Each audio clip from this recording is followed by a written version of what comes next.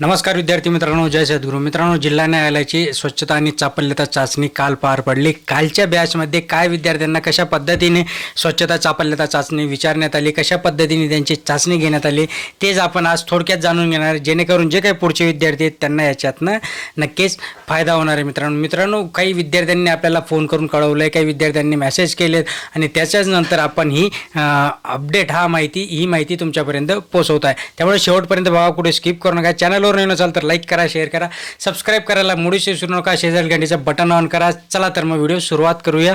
स्वच्छता चापल्यता चाचणी कालच्या डेटमध्ये जी झाली त्या पद्धतीने बघा, विद्यार्थ्यांमध्ये काही ठिकाणी 4चे गट बनवण्यात आले, काही ठिकाणी 10चे गट, काही ठिकाणी 12 विद्यार्थ्यांचे गट ॲज पर क्वांटिटी, म्हणजे जेवढे काही विद्यार्थी आले त्यांच्या क्वांटिटीनुसार तिथे गट बनवण्यात आले. आणि ह्या गट बनवल्यानंतर त्यांनी विद्यार्थ्यांना टास्क दिले. टास्क द्यायच्या आधी विद्यार्थ्यांना तिथे जे काही साहित्य लागतं, जसं की हँडग्लोव्ज लागतात, सुपडी लागते, जसं की बकेट लागते, म्हणजे जे काही केअर गोळा करायची, डस्टबिन लागते, ओके, नंतर झाडू लागतो, नंतर केअर ज्या काही गोष्टी लागतात, म्हणजे साफसफाई करताना जाळ्या काढण्यासाठी मोठमोठे झाडू लागतात, ते सगळ्या वस्तू तिथे ठेवल्या होत्या. आता सगळ्यांसाठी काही प्रत्येकाला 4-4चे सेट असे ठेवलेले नसतात तिथे, त्यांनी बरोबर मोजकेच ते सेट ठेवलेले असतात. फक्त जो काही गट असतो त्या गटाने व्यवस्थितरित्या एक एक गोष्ट घेऊन आपापल्या कामाला लागावं लागतं तिथे. आणि आता सगळ्यात महत्त्वाचं म्हणजे तिथे नजर कोण ठेवतो, सुपरविजन कोण करते, किंवा जे मार्क्स त्यांना द्यायचे ते कोण, तर तिथे जज असतं आणि ते जज त्या विद्यार्थ्यांवर लक्ष ठेवत आहे. आता काही विद्यार्थ्यांना सांगण्यात आलं की जे गट बनवले गटमध्ये त्यांनी विद्यार्थ्यांना एक रूम दिली. आता रूममध्ये बघा, सर्वात महत्त्वाचं म्हणजे काय आपल्याला करावं लागणार आहे, आपल्याला सर्वात महत्त्वाचं म्हणजे जसं की आपण घरात बघतो. आता काही विद्यार्थी काय करतात, कोणाला जर आता 4 लोकांचा जर गट आहे तरी 4 लोकांनी व्यवस्थितरित्या समजून आपल्याला प्रत्येकाने आपापली कामं करून घ्यायची. नाहीतर खाली कोणी फरशी साफ करत असेल आणि वरतून कोणीतरी जाळं काढत असेल, मग काय फायदा. वरतून जाळं काढलेलं खाली पडणार आहे, खालचा जो फरशी साफ करणार आहे त्याचे पण मार्क्स जातील, वरच्याचे पण जातील. असं करू नका. ओके, हा एक महत्त्वाचा टॉपिक इथे समजण्यासारखं आहे आपल्याला, बाकी काही जास्त याच्यात नाही आहे. एक गोष्ट सिक्वेन्सनुसार करा. बघा, सर्वात काय आहे, टॉपचं आहे म्हणजे जाळ्या काढायच्या आहेत. जाळ्या काढल्यानंतर ते खालीच पडतील. आता जे काही मध्ये फॅन असतील, टेबल असतील, किंवा वर कबड असतात, कबडवरती घाण पडते. नंतर आपल्याला ते फॅन वगैरे साफ करून, कबड वगैरे वरचे साफ करून ते आपल्याला खाली काढून घ्यायचे. आता खाली काढल्यानंतर काय करतील विद्यार्थी, खूप काही विद्यार्थी लगेच पोचा मारायला सुरू करतील. पोचा मारू नका. पहिले ती जी काही सुका कचरा आहे, म्हणजे जो काही आपण झाडू शकतो ते साफ करून घ्या झाडूने, आणि नंतर मग त्याला ओल्या फडक्याने पुसून घ्या फरशी वगैरे. हा सिक्वेन्स तुम्ही पाळा, जेणेकरून विद्यार्थ्यांना त्याच्यामध्ये तुम्हाला चांगले मार्क्स मिळतील.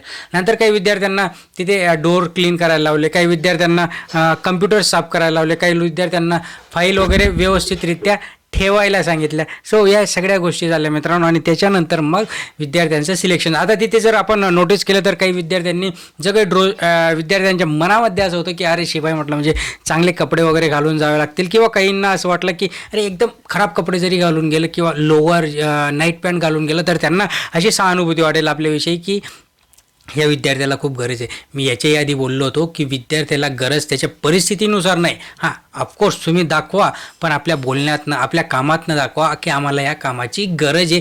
जेवढं जेन्युइनली तुम्ही काम तिथे दाखवणार तेवढ्या पद्धतीने तुमचे मार्क्स मिळतील. असं नाही की मी फाटकी पॅन्ट घालून गेलो किंवा जीन्स घालून गेलो, 3/4 कॅपरे वगैरे घालून गेलो तर मला ते मार्क्स देतील आणि मला घेऊन टाक. असं नसतं बाबा, असं नसतं. असे खूप काही लोक आहेत या आपल्या भारतामध्ये की त्यांची परिस्थिती खूप काही खराब आहे, पण ते असं कधी नाही दाखवत आणि त्याचं आपल्याला दाखवा पण नाही लागत. आपल्याला फक्त तिथे आपले स्किल्स दाखवावे लागतात, चापल्यता दाखवावं लागते, चपळाई दाखवावं लागते, आणि तरच आपल्याला ते मार्क्स मिळतात मित्रांनो. आता जरी एकाच 3 विद्यार्थी याच्यातनं ते निवडणार आहेत, म्हणजे 3 विद्यार्थी तुमचे इंटरव्ह्यूला क्वालिफाय होतील. राहिला ड्रेसचा विषय आपला राहिलाच बाजूला, तर काही विद्यार्थ्यांनी खूप काही पांढरशुभ्र कपडे घालून ते स्वच्छता चापल्यता चाचणी करायला आले. असं नाही चालत. फक्त फॉर्मल ड्रेस, मी याच्याही आधी बोललो होतो, आपल्याला फक्त फॉर्मल ड्रेस घालायचा आहे. मग तो व्यवस्थित नीटनेटका साफसफाई स्वच्छता प्रेस केलेला घालून जा. अगदी म्हणजे अगदीच वाईट जर घालून गेले तर मग तो समोरचा पण विचार करेल की यार याला डोकं आहे का नाही, की हा स्वच्छता चापल्यता चाचणी करायला आलेला आहे आणि एवढे पांढरे शुभ्र कपडे जर घालून येतोय, मग भविष्यात काम करेल का. हा आताचपासून जर असा करायला लागला आहे, म्हणजे याचं सिलेक्शन झालं नाही तरी असं वागायला लागला, तर भविष्यात काय करेल, असे सगळे प्रश्न या लोकांच्या डोक्यामध्ये घुसत असतात. ते जे विचार करतात त्याच्याही आधीचा विचार आपण करून आणि त्या पद्धतीने आपल्याला तिथे वागावं लागतं मित्रांनो. आणि पुकाराचा एक विषय राहिला. काही विद्यार्थ्यांना पुकारा द्यायला सांगितला की ते कोर्टामध्ये राहत नाही का, की पुकारा हाजीर हो वगैरे हे द्यायला लागला. आणि ते जे नाव घेतं ॲडव्होकेटचे नाव किंवा दुसऱ्या गोष्टींचे नाव, ते ॲडव्होकेटचे नाव घेताना श्री लावावं लागतं आपल्याला. श्री लावल्यानंतर असा सूर लावू नका की भजनसारखा एक मोठा सूर लावाल आणि मग ते आवाज द्याल, असं करू नका. व्यवस्थितरित्या नाव घेताना चुकवू नका, नाव पण चुकवू नका. थोडीफार धांदल उडते बट ती उडवू नका. व्यवस्थितरित्या तिथे नाव घ्या आणि आपली जी सीट आहे ती मित्रांनो, तोंडात आलेला घास हे चांगले नोकरी मित्रांनो चांगल्या पद्धतीने करा, बेस्ट देण्याचा प्रयत्न करा. ओके. तुमच्या गटमधील जे काही विद्यार्थी असतील त्यांना असंही दाखवू नका की मी तुमच्यापेक्षा जास्त काम करतो. पण व्यवस्थितरित्या आपल्याला काम करायचे. काही विद्यार्थी याच्या हातातलं घेतील, त्याच्या हातातलं घेतील, अरे मला करू दे. जर समोरचा कोणी बघायला आला तर म्हणतील का, अरे नाही मी जास्तच काम करतो, मी जास्तच काम दाखवतो. तर असंही करू नका. प्रामाणिकपणे व्यवस्थितरित्या जेन्युइनली तुम्ही जर तिथे काम केलं, तिथे तुमची स्किल्स दाखवली मित्रांनो, तर नक्कीच तुमचं तिथे सिलेक्शन होणार आहे. अगदी म्हणजे जवळचा चान्स आहे मित्रांनो. आता भविष्यात कधी ही भरती निघते, म्हणजे ऑलरेडी निघत असते, बट जे विद्यार्थी क्वालिफाय असतात त्यांच्यासाठी ही महत्त्वाची संधी असते की याच्यात आपल्याला चांगला चान्स असतो. कचरा टाकताना डस्टबिन ज्या ठेवलेल्या आहेत त्या आपण याच्याही आधी आपण बोललो आहे की ग्रीन, ब्ल्यू, रेड हे जे हजार्डस असतो, सुका कचरा असो, ओला कचरा असो, याची विल्हेवाट लावताना आपल्याला व्यवस्थितरित्या ते लावावं लागणार आहे. कारण की हे लोक अतिशय बारीक, ज्याप्रमाणे विद्यार्थ्यांचे फीडबॅक आले त्यांचं असं म्हणणं आहे की सर ते खूप काही बारीक बघताय, म्हणजे ऑब्झर्वेशन चांगलं आहे. आता ऑफकोर्स वकील म्हटलं म्हणजे, जज म्हटलं म्हणजे त्यांचं ऑब्झर्वेशन असणारच आहे. कारण की त्यांच्याकडून एखाद्या निरपराधाला देखील शिक्षा होऊ शकते किंवा ज्याने काही गुन्हा केला आहे त्यालासुद्धा सुटू शकतो. तर अशा पोस्टसाठी जे काही लोक बसले ते आपली चाचणी घेत आहे, याचा थोडासा आपल्याला सेन्स ठेवावा लागणार आहे की हे खूप काही मोठे लोक आपली चाचणी घेत आहे, आपली पडताळणी घेत आहे. म्हणूनच हे जे काही काम आहे हे काम करताना आपल्याला तिथे प्रामाणिकपणे व्यवस्थितरित्या तिथे लक्ष ठेवून ते गोष्टी कराव्या लागणार आहेत मित्रांनो.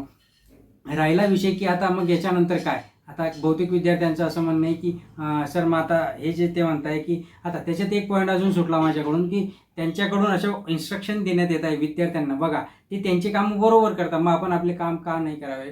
त्यांच्याकडून अशा इन्स्ट्रक्शन देत आहेत की इथे ज्या काही गोष्टी घडल्या, तुम्ही ज्या काही गोष्टी करतायत, ज्या गोष्टी तुम्हाला सांगण्यात येत आहे त्या बाहेर जाऊन ओपन करू नका, डिस्प्ले करू नका, कोणाला सांगू नका की आम्ही आत काय काम केलं आहे. जेणेकरून आता बघा, काही विद्यार्थी असे असतात, खरंच काही विद्यार्थ्यांना असं वाटतं की नाही आपण जर सांगितलं तर समोरचा हुशार होऊन जाईल आणि तो आपल्यापेक्षा बेटर काम करून घेईल आणि मग त्याला चांगले जर मार्क्स मिळाले तर मग तो तिथे क्वालिफाय होईल. असे देखील विद्यार्थी असतात मित्रांनो.